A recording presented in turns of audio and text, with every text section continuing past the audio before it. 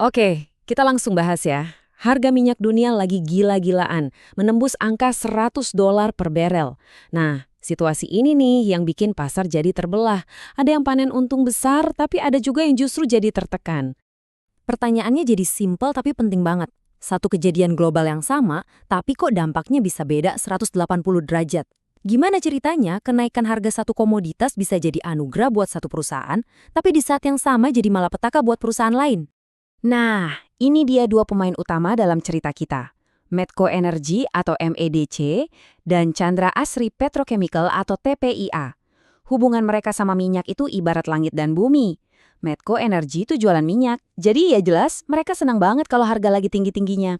Sebaliknya, TPIA itu justru pembeli minyak karena itu bahan baku utama mereka. Jadi ya, biaya produksi mereka langsung bengkak. Oke, kita bedah dulu bagian pertama.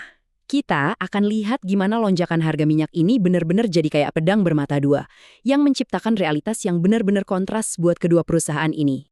Ini kan prinsip ekonomi dasar banget ya. Kalau harga sebuah barang, dalam kasus ini minyak, lagi meroket, ya jelas yang produksi dan jualan barang itu bakal untung gede. Nah sebaliknya, yang pakai barang itu buat bahan produksi, ya siap-siap aja biaya operasionalnya membengkak. Simple, tapi dampaknya luar biasa. Oke, kita mulai dari yang lagi senyum lebar dulu ya. MEDC. Mereka ini ibarat peselancar yang nemuin omdak paling sempurna buat ditunggangi. Lagi di atas angin banget. Terus, MEDC ini ngapain aja sih sebenarnya?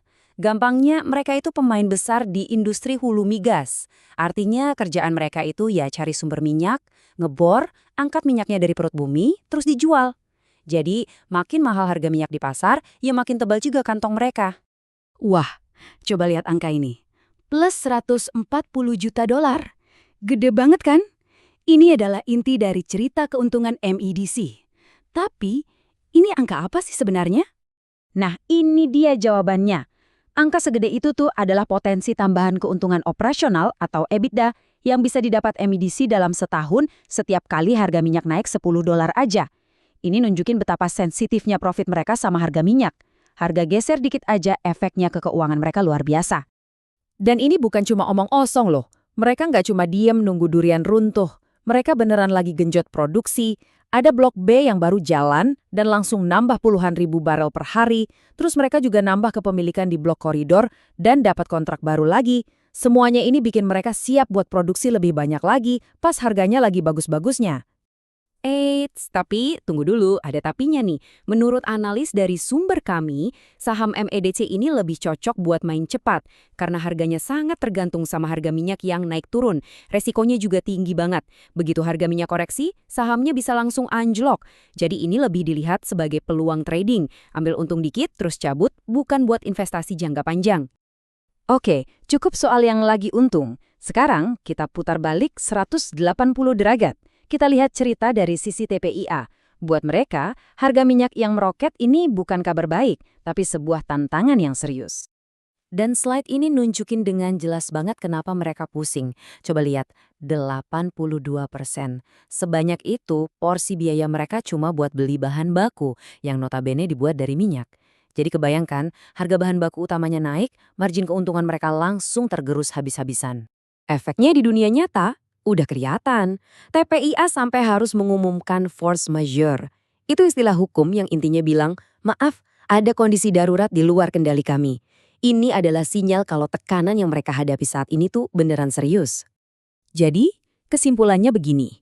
Ada resiko yang sangat nyata bahwa kinerja keuangan TPIA tahun ini bakal jauh lebih lemah. Bahkan, sumber kami menyebutkan ada kemungkinan laba bersih mereka bisa sampai negatif. Ini tantangan jangka pendek yang sangat berat. Tapi ceritanya nggak berhenti sampai di situ. Menariknya, justru di tengah tekanan berat ini, TPIA lagi pasang kuda-kuda buat sebuah lompatan raksasa di masa depan. Mereka lagi bertaruh besar untuk jangka panjang. Ada dua langkah super ambisius yang lagi mereka kerjakan. Pertama, akuisisi kompleks petrokimia milik Shell di Singapura. Dan yang kedua, pembangunan pabrik raksasa baru di Cilegon. Ini bukan sekedar nambah kapasitas biasa. Ini benar-benar langkah buat mengubah wujud perusahaan. Seberapa besar perubahannya? Coba deh lihat perbandingan ini. Kalau kedua proyek raksasa itu udah jalan, total kapasitas produksi TPIA bisa meledak dari 4,2 juta ton jadi lebih dari 18 juta ton. Ini bukan lagi pertumbuhan, ini namanya revolusi produksi. Jadi setelah kita lihat dua cerita yang beda banget ini, gimana dong kesimpulannya buat kita? Mari kita lihat rangkuman akhirnya berdasarkan analisis dari sumber kami. Nah, tabel ini ngerangkum semuanya dengan sangat jelas. MEDC itu ibarat permainan jangka pendek, didorong oleh harga minyak yang tinggi, tapi risikonya ya volatilitas harga itu sendiri. Di sisi lain, TPIA itu soal pandangan jangka panjang. Pendorong utamanya adalah aksi korporasi mereka yang masif, tapi dengan risiko tekanan margin keuntungan di jangka pendek.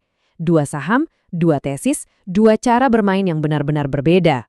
Pada akhirnya, ini semua kembali ke pertanyaan mendasar buat kita. Melihat kondisi pasar sekarang, dengan segala peluang dan risikonya, strategi Anda lebih cocok kemana? Apakah Anda tim yang bermain untuk jangka pendek atau tim yang sedang membangun untuk jangka panjang?